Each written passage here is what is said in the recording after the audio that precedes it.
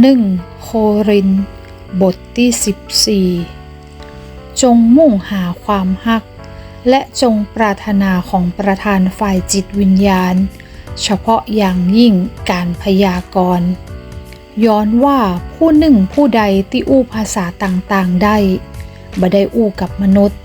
แต่ทูลต่อพระเจ้าย้อนว่าบ่มีมนุษย์คนใดเข้าใจได้แต่เขาอู้เป็นความลึกลับฝ่ายจิตวิญญาณฝ่ายผู้ที่พยากรณ์นั้นอู้กับมนุษย์ยะให้เขาเจริญขึ้นเป็นที่เตือนสติและหนุนใจฝ่ายคนที่อู้ภาษาต่างๆนั้นก็ยะให้ตัวเก่าเจริญฝ่ายเดียวแต่ผู้ที่พยากรณ์นั้นย่อมยะให้คริสตจักรจำเริญขึ้น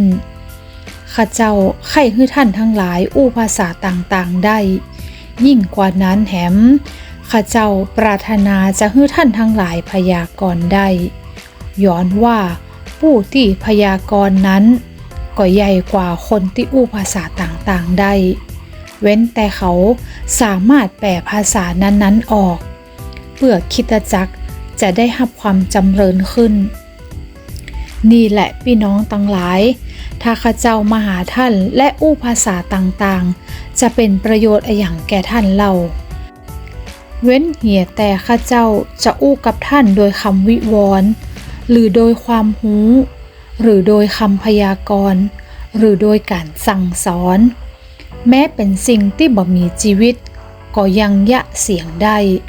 เช่นปีหรือพินเขากู้ถ้าเสียงนั้นบ่ต่างกันใครจะหู้ได้จะใดว่าเขาเป่าหรือดีดอะหยังย้อนว่าแท้แต่เดียวเป่งเสียงบ่ชัดเจนไข่เล่าจะเตรียมตัวเข้าประจันบานได้ท่านทั้งหลายก็เป็นเช่นนั้นถ้าท่านบ่ใจภาษาอู้ที่เข้าใจได้ง่าย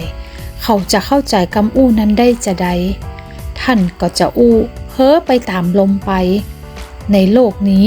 มีภาษาเป็นอันนัก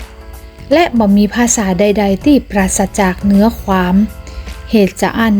ถ้าข้าเจ้าบ่เข้าใจเนื้อความของภาษานั้นๆข้าเจ้าจะเป็นคนต่างภาษากับคนที่อู้และคนอู้นั้นจะเป็นคนต่างภาษากับข้าเจ้าตัวยเช่นเดียวกันเมื่อท่านทั้งหลายกำลังฮ้อนใจแสวงหาของประธานฝ่ายจิตวิญญาณแล้ว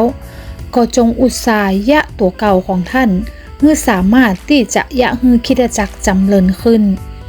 เหตุจะอันเพื่อคนที่อู้ภาษาต่างๆอธิษฐานว่าเขาจะสามารถแปลได้ตัวย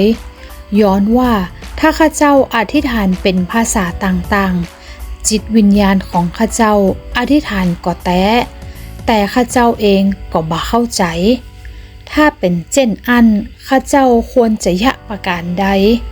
ข้าเจ้าจะอธิษฐานด้วยจิตวิญญาณและจะอธิษฐานด้วยความเข้าใจตัวและจะฮ้องเพลงด้วยจิตวิญญาณและจะฮ้องเพลงด้วยความเข้าใจตัวบ่าจะอันเมื่อท่านขอบพระคุณด้วยจิตวิญญาณแล้วคนที่อยู่ในหมู่ที่บ่ฮู้ถึงว่าเอเมนเมื่อท่านขอบพระคุณจะได้ในเมื่อเขาบ่เข้าใจสิ่งที่ท่านอู้แม้ท่านขอบพระคุณอย่างม่วนก็ตามแต่คนอื่นนั้นจะบ่จำเริญขึ้นข้าเจ้าขอบพระคุณพระเจ้าของข้าเจ้าอู้ภาษาต่างๆนักกว่าท่านทั้งหลายแหมแต่ว่าในคริสตจักรข้าเจ้าพอใจที่จะอู้สัก5 กรรมด้วยความเข้าใจพอเสียงของข้าเจ้าจะสั่งสอนคนอื่นตัวดีกว่าที่จะอู้10,000 กรรมเป็นภาษาต่างๆพี่น้องทั้งหลายความเข้าใจของท่านบ่ดีคือเป็นอย่างละอ่อนจะใดก็ตามในเรื่องความชั่วช้าจงเป็นอย่างละอ่อนแต่ความเข้าใจจงให้เป็นอย่างคนใหญ่ในพระราชบัญญัติมีคำเขียนไว้แล้วว่าองค์พระผู้เป็นเจ้าตรัสว่าเฮาจะอู้กับจนจาดโดยคนต่างภาษาและโดยริมฝีปากของคนต่างด้าวเหตุจะอันการอู้ภาษาต่างๆจึงบ่เป็นหมายสำคัญแก่คนที่เชื่อแต่เป็นหมายสำคัญแก่คนบ่เชื่อ แต่การพยากรณ์นั้นบ่สำคัญสำหรับคนบ่เชื่อแต่สำหรับคนที่เชื่อแล้วเหตุจะอันถ้าทั้งคริสตจักรมีการประชุมพร้อมกันแล้วคนทั้งปวงต่างอู้ภาษาต่างๆและมีคนที่หูบ่ถึงหรือคนที่บ่เชื่อเข้ามาเขาจะบ่หันว่าท่านทั้งหลายคลั่งไปแล้วกะแต่ถ้าทุกคนพยากรณ์คนที่บ่เชื่อหรือคนที่หูบ่ถึงเข้ามาทุกคนก็จะยะให้เขาหูและสำนึกและยะให้เขาพิจารณาตัวเก่าจะอันความลับที่ซ่อนอยู่ในใจของเขาจะเด่นชัดขึ้นเขาก็จะกราบลงนมัสการพระเจ้ากล่าวว่าพระเจ้าทรงสถิตอยู่ท่ามกลางหมู่ท่านอย่างแน่นอนพี่น้องทั้งหลายเมื่อท่านประชุมกันทุกคนก็มีเพลงสดุดีทุกคนก็มีคำสั่งสอนทุกคนก็อู้ภาษาต่างๆกู้คนก็มีคำวิวรณ์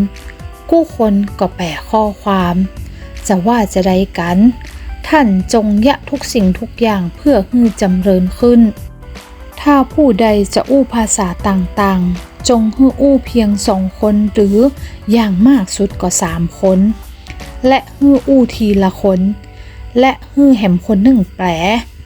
แต่ถ้าบ่มีผู้ใดแปลก็ให้คนนั้นอยู่เงียบๆในที่ประชุมคริสตจักรและให้อู้กับตัวเก่าและทูลต่อพระเจ้าฝ่ายหมู่ผู้พยากรณ์นั้นให้อู้2 คนหรือ3 คนและให้คนอื่นวินิจฉัยข้อความที่เขาอู้นั้นถ้ามีสิ่งใดทรงสำแดงแก่คนอื่นที่นั่งอยู่ตัวให้คนแรกนั้นนิ่งเหี่ยก่อนย้อนว่าท่านทั้งหลายพยากรณ์ได้ทีละคนเพื่อให้ผู้คนได้ความรู้และได้รับการปลอบประโลมใจวิญญาณของหมู่ผู้พยากรณ์นั้นย่อมอยู่ในบังคับพวกผู้พยากรณ์ย้อนว่าพระเจ้าบ่ใช่ผู้ก่อให้เกิดความสับสนวุ่นวายแต่ทรงเป็นผู้ก่อให้เกิดสันติสุขเหมือนที่ได้เกิดขึ้นในบรรดาคริสตจักรแห่งวิสุทธิชนนั้นจงให้หมู่ไม่ยิงนิ่งเหี่ยในที่ประชุมคริสตจักรย้อนว่าบ่ได้รับอนุญาตให้อู้แต่ให้เขาอยู่ใต้บังคับบัญชาเหมือนที่พระราชบัญญัติสั่งไว้นั้นถ้าเขาอยากรู้สิ่งใดก็ให้เขาถามผัวที่บ้านย้อนว่าการที่ไม่ยิงจะไปอู้ในที่ประชุมคริสตจักรนั้นก็เป็นสิ่งที่น่าอายจะได้กับพระวจนะของพระเจ้าเกิดมาจากหมู่ท่านกะได้ประทานมาถึงท่านแต่หมู่เดียวกะถ้าผู้ใดถือว่าตนเป็นผู้พยากรณ์หรืออยู่ฝ่ายจิตวิญญาณก็ให้เขายอมรับว่าข้อความซึ่งข้าพเจ้าเขียนมาถึงท่านเป็นพระราชบัญญัติขององค์พระผู้เป็นเจ้าแต่ถ้าผู้ใดเฉยเมยต่อข้อความนี้ก็ให้เขาเฉยเมยต่อไปเหตุจะอันพี่น้องทั้งหลายจงตั้งใจปรารถนาที่จะพยากรณ์ที่เขาอู้ภาษาต่างๆก็อย่าห้ามเลยแต่สิ่งสารพัดซึ่งจะยะนั้นจงยะตามสมควรและให้เป็นระเบียบเรียบร้อย